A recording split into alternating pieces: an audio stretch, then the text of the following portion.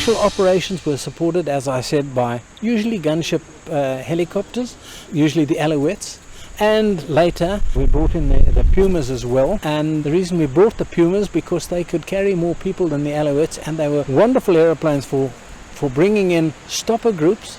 If we were going to attack a camp, we planned the attack that we'd do an attack from one direction. We'd put stopper groups in various places around us so that when the enemy tried to escape, they ran up against a solid wall.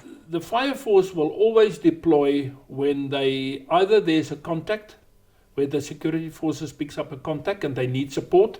The Fireforce will go in with gunships. SWAPO were still continuing with their yearly incursions. These yearly incursions, let me tell you about them. They were normally about 14 or 1500 SWAPO, divided into groups of between 40 and maybe 60. And they would infiltrate across the Avombaland border into Avombaland. All these groups in different places stretched right along that border. So we had a tremendous job. When I say we, the South African Defence Force had a tremendous job to try and pick up tracks of all these groups. That might be up to 14 or 15 groups that come across, stretching from the Kaokaland, Ruakana, central of Avombaland, right to Kavango in the east. And that all come across the border, usually just as the big rainy season started, which is usually January, February time. They would come across because they needed water. They needed the rainy season, they needed water in the shaunas to get water to drink from, and they needed water to help the trees to grow their foliage, because that gave them the cover from us. They could hide in the bush. So they were forced to come in during that period of time. We would then send out our trackers on the ground. The PBI, the poor blooming infantry, would go out there walking up and down the cut line looking for tracks, and as soon as they got tracks, then we would start vectoring people into the area and sending a fighting forces, fire force, to deal with these groups. The South African government had the foresight long ago to start or found a unit that could react quickly, and that was exactly what the Fire Force was. It was a quick reaction force. Fireforce was at Ondangwa, which was the airborne base. There was always a platoon, a FOC they called it, of paratroopers ready to roll. Then we got the reaction team, and they just sit and wait. And while they getting intel and briefed of the situation, the choppers are starting up. And as soon as the trackers reported that the tracks are 20 minutes old, that was the critical time, we would launch these aeroplanes. Off they would go, they'd fly into the area, and they'd set up an orbit ahead of our own trackers, and in a sort of an elliptical orbit, so that the terrorists couldn't then run. If they're on the ground and they know there's people following, they could run. But once you've got an aeroplane above, if you run, you can be spotted, and the gunships would take them out. And what normally happens, I will be in the command gunship with the senior pilot, the Air Force mission commander, and we would fly the highest, and there will be 2 other gunships that will give the fire support. And when we get to the target, I will do an aerial evaluation of the target, see where the terrorists are, and I will place out the Fire Force by means of throwing smoke into certain areas. When we come close, we fly low level.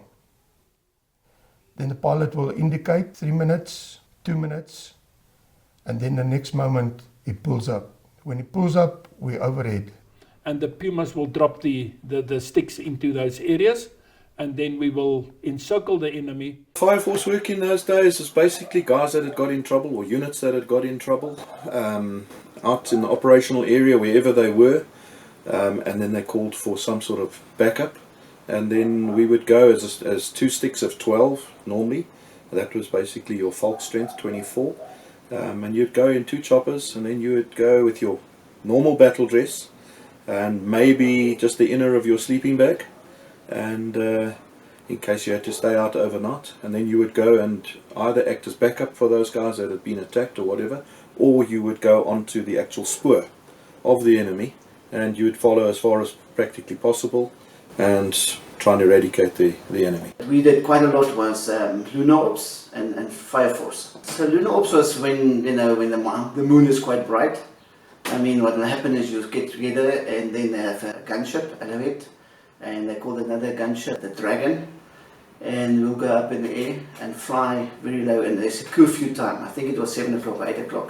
And any vehicle that was actually driving or busy moving, the gunship will shoot in front of them, stop the vehicle, and by that time we would be jumping, so like 800 feet.